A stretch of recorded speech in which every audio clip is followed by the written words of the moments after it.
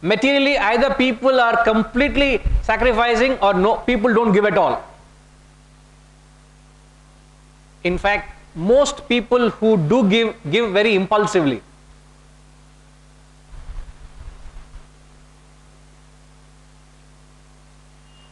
You know, when you do charity, the onus is on the giver to make sure that charity reaches the recipient and it benefits the recipient. Other day I was advising someone. There was a question asked about charity. In the retreat, I don't know whether there was this question, sir. When you do charity, the responsibility is on you to make sure the recipient is benefited. In fact, not in the retreat. I was invited by a family in Malaysia, and that person was from Portugal, and he's married to a Malaysian, and so there was this discussion about talking about this. He was talking about a group of people who do charity, who collect funds, and actually they were actually sending funds to some part of Africa where they needed help. And then he was saying, we have never actually gone and seen. It was all done in good faith and trust that they needed, and we have been doing it over a period of time. A few people gathered, collected the resources, and have been sending. This year, we have decided to go and actually check what is going on there. Not with any doubt or suspicion, but to just check whether it is reaching the right person. Are we doing the right service? I said, you should have verified it much, much earlier. It's too late. They have been doing that for 4 or 5 years now. Is it not your responsibility to see, what do they need? They might be in a situation where they are flushed with funds. They are flushed, everything is very well provided for. But they need emotional support. They need spiritual support, not material needs. If someone needs spiritual needs and you give material support,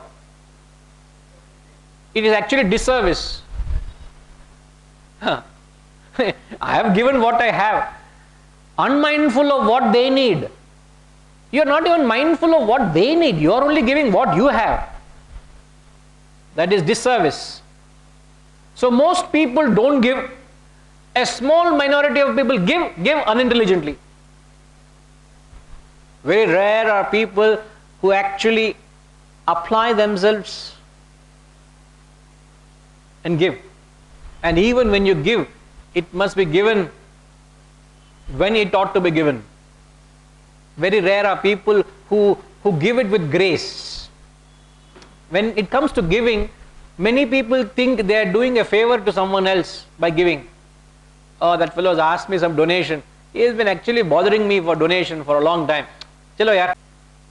There was a situation where a person sought help for a medical treatment. His father was in a serious condition, and he was in fact admitted in ICU, and he rushed to seek help because he was short of funds.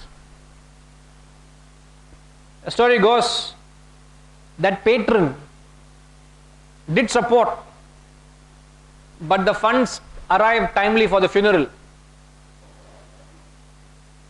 So he sent a letter back to that person saying, thank you for the help, but it was very helpful for the funeral.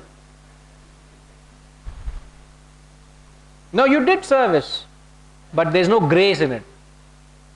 There is no grace at all, Illingla. It should be given, right gift to be given to the right person at the right time, with the right intent. If you are giving it for recognition, for a name, like when you go to temples, what do you see?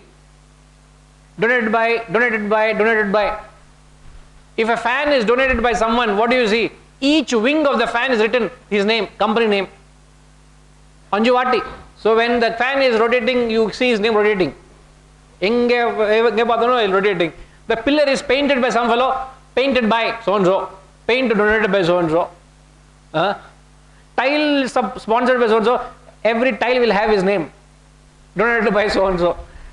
The only place they have not publicized is the god or the goddess, the deity. Imagine an ornament, suddenly some jewelers, donated by jewelers. Am I worshipping God or am I worshipping what is going on there? See, it is very, very impure. You do it, you should not do for any recognition. In fact, greatest of service is unheard, unknown, unsung, as they say. So, I am just talking at the material levels. Majority don't give, a small minority of people give, but not in the right spirit. It is not giving. So, it is very easy to go to extremities. One set of people, majority of people are actually neglecting their body, disrespect their body. The body only becomes a vehicle of indulgence. Oh, I have got the 5 senses, eyes, ears, nose, tongue and skin. What do? Let them run helter-skelter. Let them indulge. Tongue, I like taste. Eat what you want. Sight, I like sight. See what you want. Ear, hear what you want. Indulging. You know what is indulgence to the ears? Music to what extent? Sorry? More in gossip. Indulging in the non-essentials. In fact, the Upanishads, the Vedas say, let me hear only that is auspicious. If anything is inauspicious, I can't lend my ears, I'm sorry. Please forgive me. But indulging in the ear, with the ears is constantly have something plugged in. The whole concept has evolved where indulging in the ears, it all started with the Walkman. Isn't it? Remember the Walkman? The cassette you put, plug in and start Walkman. And then from there on it has come to a state where you can't, I don't know whether I'm sure you all have traveled abroad and you will see distinct.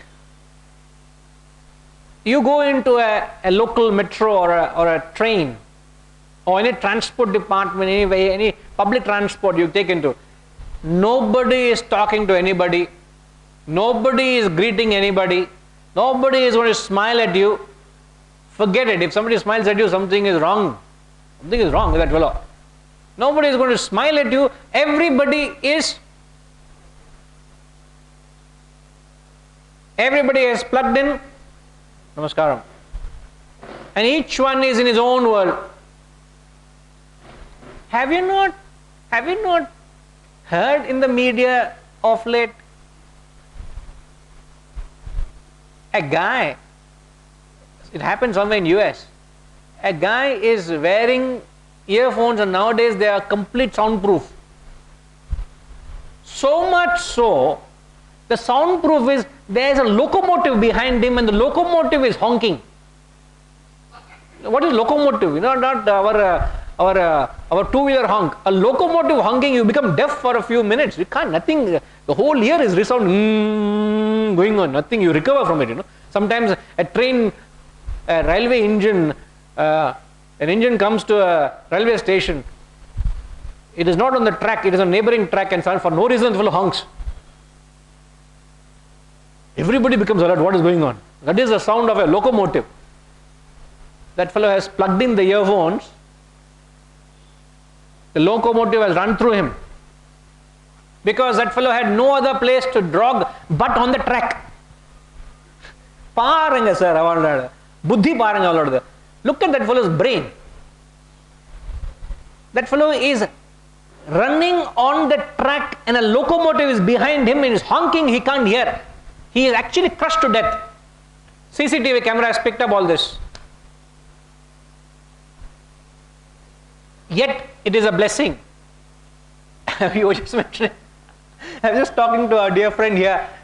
And he had the phone here and he's talking. I was wondering, how is he talking? I just looked at his ear. I might need some spectacles because I couldn't see anything there. You know, Suninga sir, this is the latest technology where it is so small you can't even see it's there. Can you imagine? It's a technology. It's such a small tool. It's a blessing, isn't it? It's a blessing. Yet, people have gone to the extent where you completely indulge in it. You destroy your life because of that. So one set of people are just indulging in the body or neglecting. One people are neglecting. Other people are completely worshipping the body. Have you all seen this shop called the Body Shop? How do you know? Every time you go and shop in the body shop, Rajagopalan sir, Niga boring la. See, he doesn't know. How come you know? He also is living in the same place you are living in. It's not that you are in a different place and he's a different place. Rajagopal sir doesn't know body shop. Sir, you know body shop? See, he also doesn't know body shop.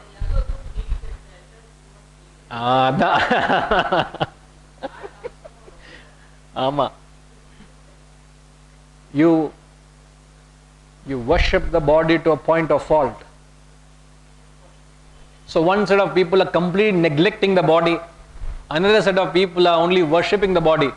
The middle path is to understand your body is only a vehicle in the journey. I need to keep in good repair. That's all.